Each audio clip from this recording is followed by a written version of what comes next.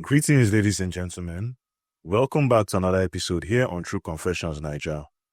The confession you're about to listen to comes from a message we received from one of our sisters, and the message reads like this. Good morning, Uncle Ray. Hey, everyone. I like to remain anonymous. Honestly, this isn't just some story I'm telling. It's my life, plain and raw. I'm nervous just sharing this. My hands won't stop shaking. It hurts, and I'm still trying to make sense of it all. Still, I need to get this out. Maybe someone out there needs to hear it. Maybe you understand, or maybe there's something here you can take with you. I grew up as an orphan. My mother died when I was only 9 years old, and my father passed away 2 years later. From that day, life never felt the same again. I went to live with my aunt, my father's sister. She took me in and raised me the best way she could. She wasn't perfect, but I appreciated her. She always said, one day you will get married to a good man and live a better life than mine. Those words stuck in my head for years. So when I finally met a man who seemed kind, respectful, and serious about marriage, I thought my prayers had been answered. His name was Brian. He was tall, gentle, and had this quiet confidence that drew me in. He wasn't rich, but he treated me like a queen. He called me every day, sent me good morning messages, prayed with me, and always said, I can't wait to make you my wife. I was convinced he was my soulmate. After 2 years of dating, he proposed. It wasn't a big fancy proposal, no balloons, no flowers, just him holding my hands at the park with a small silver ring saying, I may not have much, but I promise to love you for the rest of my life. And I said yes.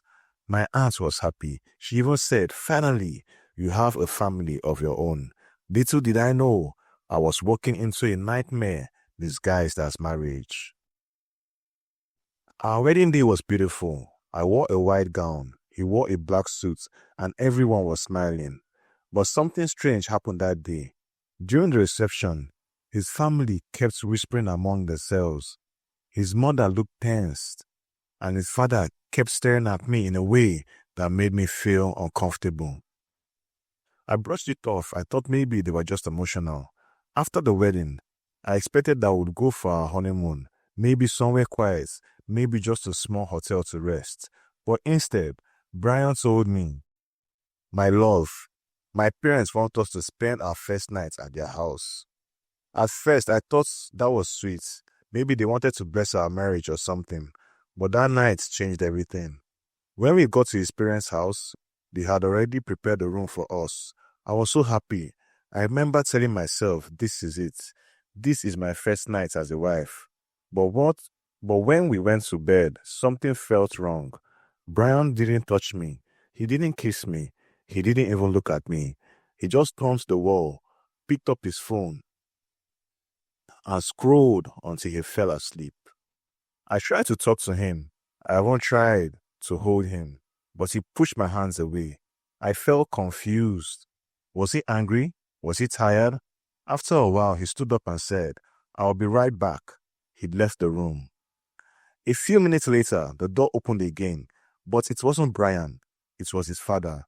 His father entered the room slowly and said, my daughter, I know this might be new to you, but in our culture, before a man can truly be your husband, his father must confirm your purity. I froze. I thought I didn't hear him properly. I said, excuse me, sir? He repeated himself calmly. You must first sleep with me. That is how we confirm that you're a virgin. After that, your marriage will be complete. My mouth went dry.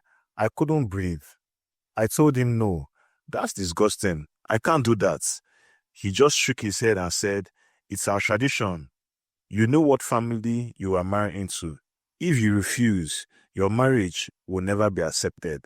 I screamed at him to get out, and he left. But before he did, he said, think carefully.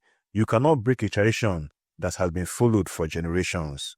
From that night, everything changed. Brian became distant. His family started ignoring me. His sisters mocked me, saying, "You are not even a real wife. You are just a woman living in our house." His mother wouldn't talk to me. Even the neighbors started treating me like an outcast. I begged Brian to talk to me. One day, he finally did. He said, "My love, please understand. It's not like my father will have sex with you. It's just a ritual to prove your virginity. He will just break your hymen and pull out. That's all." I looked at him in disbelief. I said, "You are talking about your father violating me. How can you see that's nothing?" She shrugged and said, "If you refuse, my family will never recognize you. And you know what that means. They'll find another wife." Weeks turned into months. It's been 4 months now, and we still haven't been intimate. We live under the same roof, but sleep like strangers. He spends his nights on his phone, chatting, laughing. Sometimes I can hear him whispering with another woman. Whenever I cry, he just walks out. His family gave me an ultimatum. They said if I don't agree to do the ritual, they will bring another woman into the house, a second wife. And guess what? They already found one. One of his sisters even told me, "There is a woman waiting at the gate, ready to do what you refuse to do." That night, I cried until I lost my voice. One night, I sat on the bed alone. Brian was out. The house was quiet. I stared at the wall, thinking about everything. I thought about ending my life, to just disappearing. But then, I remember something my mother used to say before she died. God gave you life for a reason. Never let anyone make you feel like it's worthless. So I decided I will not end my life, but I needed help. Just when I thought it couldn't get worse, Brian told me he got a job offer in Europe. He said he'll be leaving in a few weeks.